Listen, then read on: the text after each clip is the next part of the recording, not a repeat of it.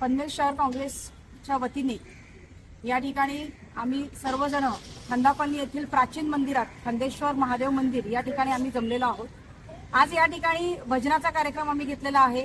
रघुपती राघव राजाराम सत्याग्रह या ठिकाणी आम्ही पुकारलेला आहे आणि ह्या आंदोलनाचा मागचा प्रमुख हेतू असा आहे की आपल्या सर्वांनाच माहिती आहे की राम मंदिर, ज्या रामाच्या मंदिरावर आणि ज्या रामाच्या नावाने मतं मागितली जातात, ज्या रामाचं राजकारण केलं गेलेलं आहे आणि ते संरक्षक, रामाचे संरक्षक म्हणून स्वतःला म्हणवणारे आज त्यांचा खरा चेहरा जगासमोर आलेला आहे।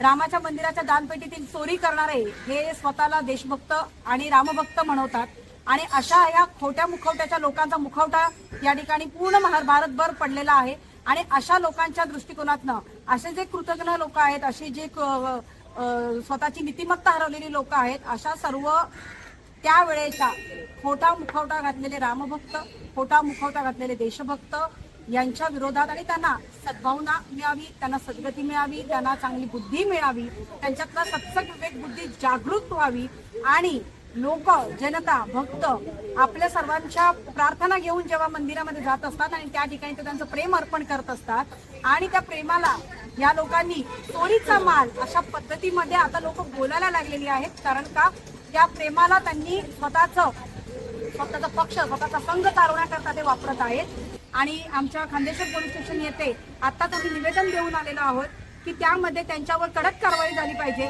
SIT बसली पाहिजे, तिथल्या प्रशासनावर आणि तिथल्या असलेल्या ट्रस्टीजवर। त्यांनी केलेला जमीन घोटाळ्याचा गैरव्यवहार आहे, त्यांनी केलेला पैशांचा व्यवहार आहे, त्यांनी सोने चांदी याच्यामध्ये फार मोठा घोटाळा केलेला आहे, त्यांच्यावर कडक कारवाई झाली पाहिजे, त्यांच्यावर कडक गुन्हे दाखल झाले पाहिजेत। अशा पद्धतीने धर्मदाय संस्था जर चुकीच्या पद्धतीने वागत असतील तर या भारतातील हिंदू धर्मातील असो किंवा कुठच्याही धर्मातील असो, भक्त जाणार कुठे, त्यांच्या पाठीशी कोण उभं राहणार? आणि अशा वेळी अशा या कठीण प्रसंगामध्ये जिथे राम आपलं संरक्षण करत आहे, तिथे आज रामासाठी संरक्षण करणारी लोक हे चोराच्या भूमिकेमध्ये आहेत। त्यांचा बुरखा हा फाटला गेलेला आहे।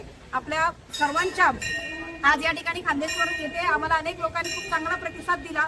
मी सर्व भक्तांचे आभार व्यक्त करते आणि आपल्या माध्यमातून एवढंच सांगते की सर्वांना सद्बुद्धी लाभो।